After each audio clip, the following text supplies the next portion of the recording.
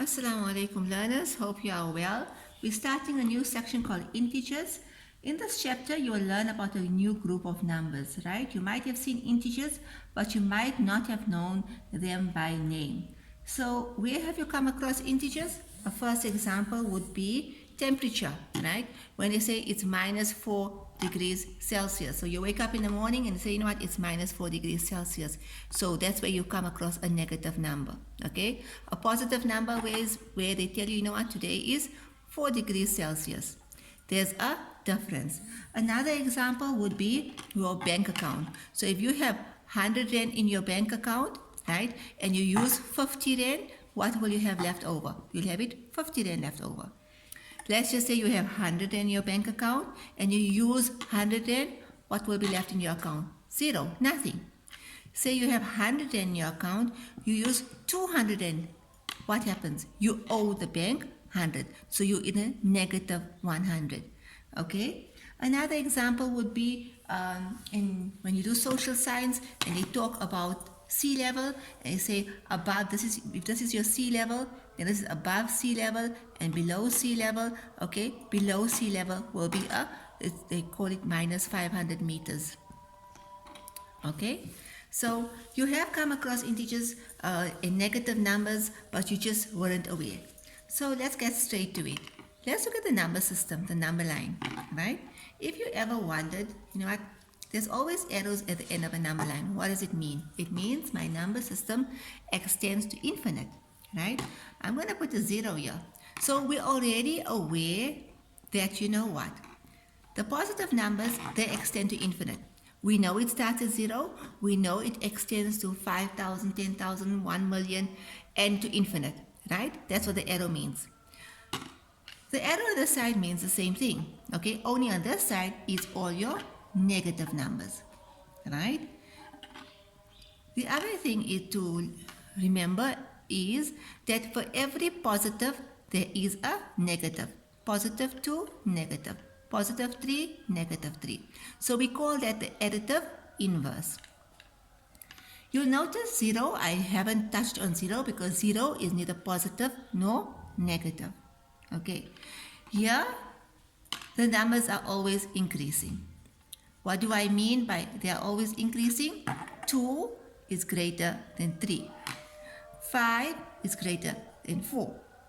Whereas here, the numbers are always decreasing. What do I mean by that?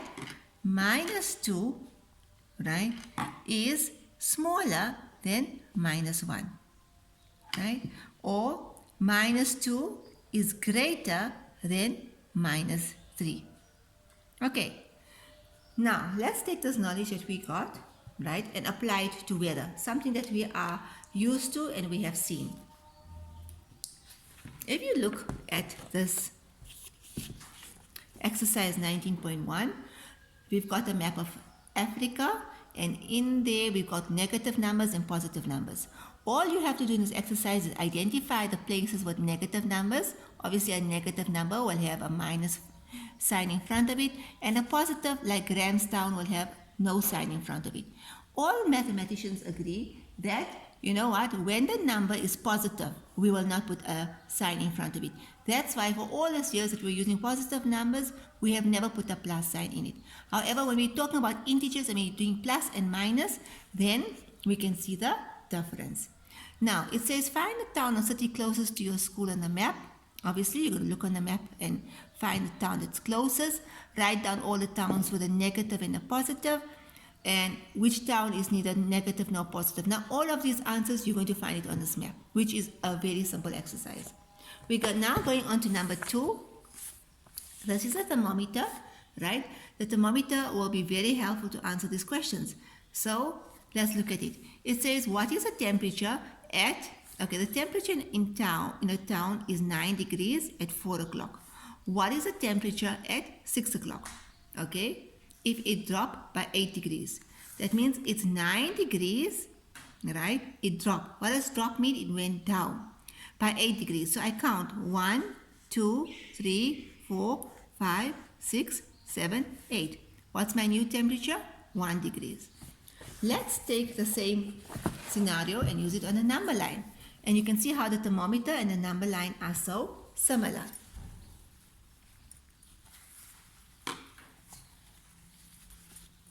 Right.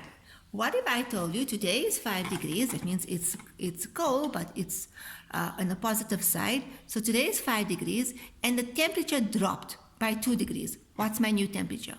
1, 2. My new temperature is 3 degrees. What if I told you today is 5 degrees and the temperature dropped by 5 degrees? 1, 2, 3, 4, 5. What's my new temperature? 0 degrees. What if I told you today is 5 degrees and the temperature dropped by 7 degrees? 1, 2, 3, 4, 5, 6, 7. What's my new temperature? Minus 2 degrees. So in all of those examples, I use the word drop. But I can obviously use the word increase as well. So what if I told you that today is 2 degrees? Today is 2 degrees and the temperature increased by 3 degrees. 1, 2, 3. What's my new number? 5 degrees. Today is 2 degrees. Okay, today is 0 degrees and the temperature increased by 3 degrees. 1, 2, 3. My new temperature? 3 degrees. What if I said today is minus 4 degrees and the temperature increased by 2 degrees? 1, 2. What's my new temperature? Minus 2 degrees. Today is minus 4 degrees and the temperature increased by 4 degrees. 1, 2, 3, 4. Right, remember when I told you that it's increasing? Can you see when I'm using the word increase, I'm moving to the right. What if I told you today is minus 4 degrees and the temperature increased by 6 degrees? 1, 2, 3, 4, 5, 6. What's my new temperature? 2 degrees. Exactly how I use a number line to find my new temperature, that's exactly how you will use a thermometer in your exercise to find the new temperature. So for example, number 3a says drops from 6 degrees by 6 degrees. So I go to 6 degrees. Remember there's no sign in front of it, so that means it's a positive. Drops by 6, it means it's going down. 1, 2, 3, 4, 5, 6. What's my new temperature? 0 degrees. Right, Jazakallah for listening.